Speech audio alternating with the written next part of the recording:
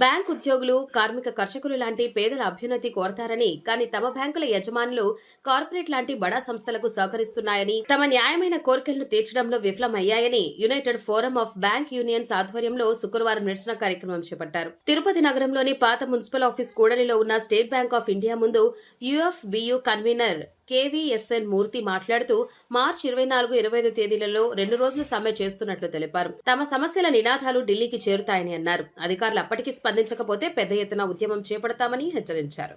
United forum of bank unions ఆధ్వర్యంలో దాదాపు 10 లక్షల మంది బ్యాంకు ఉద్యోగులు మార్చి 24-25 2 రోజులు సమ్మె తలపెట్టారు దేశవ్యాప్తంగా. దీనికి కారణం అపరిష్కృతంగా మాకు కొన్ని డిమాండ్స్ పెండింగ్ లో ఉన్నాయి. ఉదాహరణకు 5 డేస్ బ్యాంకింగ్ అన్నది దాదాపు అన్ని బ్యాంకులు ఒక 3-4 ఇయర్స్ బ్యాక్ ఒప్పుకొని కూడా ఈ రోజు డిజిటలైజేషన్ యుగం, ఏటీఎంస్ తర్వాత క్రెడిట్ కార్డు అన్ని ఉన్నాయన్నమాట, నెట్ బ్యాంక్ అన్ని ఉన్నాయి.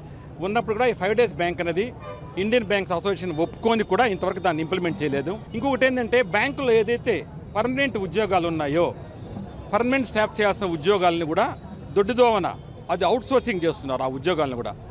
అదే కాకుండా ఈ డిపార్ట్మెంట్ ఆఫ్ ఫైనాన్షియల్ సర్వీస్ ఉన్నారు కదా, వీళ్ళు బ్యాంకులను వాళ్ళ బోర్డ్స్ పని వాళ్ళు చేసుకోనీయకుండా ఈ డిఎఫ్ఎస్ యొక్క ఒత్తిడి, వాళ్ళ ఇన్వాల్వ్మెంటు ప్రతి బ్యాంకులో ఎక్కువయ్యి ఈ బ్యాంకులను మళ్ళీ ఈ బడా కార్పొరేట్లు ఎవరైతే వాళ్ళకి ఇచ్చేది వాళ్ళకి దోచిపెట్టే ప్రయత్నాలు అవి దొడ్డిదానం జరుగుతున్నాయి.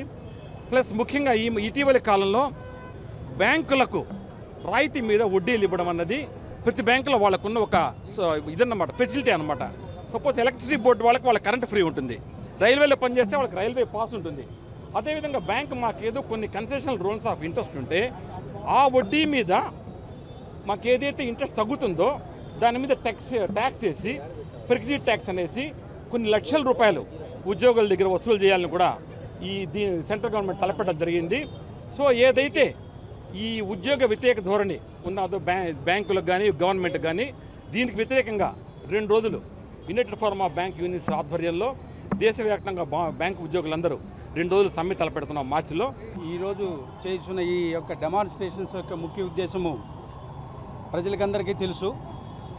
అంటే ఎంప్లాయీస్గా మేము బ్యాంకు ద్వారా పొందే మినిమం సౌకర్యాలు, పరిమితులు ఇవి మాకు అందకుండా చేయాలని గవర్నమెంట్ ఆఫ్ ఇండియా ఈరోజు ట్యాక్స్ రూపంలో మాది ఇక్కడ బలవంతంగా వసూలు చేస్తుంది. రెండోది, ఎంప్లాయీస్ని ఏదైతే పర్మనెంట్ ఉద్యోగాలు చేయాల్సిన జాబులలో టెంపరీ వాళ్ళని పెట్టి నిరుద్యోగ యువతని పెంచుతూ ఉంది. వాళ్ళకి పర్మనెంట్ జాబ్స్ ఇస్తున్నారంటే అది కూడా లేదు. సో ఈ అన్ని కారణాలే కాకుండా గవర్నమెంటు మా యొక్క ఉద్యోగాన్ని ఎలా చేయాలి అనే దాన్ని వాళ్ళు నిర్దేశిస్తున్నారు. బ్యాంకు కస్టమర్లకి ఏ విధంగా సహాయపడాలి, ఇంటీరియర్ ప్లేస్కి వెళ్ళి మేము ఉద్యోగం ఎలా చేయాలి, ఇంటీరియర్ ప్లేస్లో ఉన్న రైతులకి, అట్టడుగున ఉన్న ప్రజలకి ఎలాంటి సౌకర్యాలు అందిస్తే ఈ దేశ పురోగభివృద్ధికి మనము సహాయపడగలము అని బ్యాంకు ఉద్యోగాలు ఒక రకంగా ప్రయత్నిస్తుంటే అలా చేయకూడదు, ఇవన్నీ కార్పొరేట్ సంస్థలకే పోవాలి, ఇవన్నీ ఆ దిశగా ఈ బ్యాంకుని టర్న్అవుట్ చేస్తుంది. దానికి మేము పూర్తిగా వ్యతిరేకము.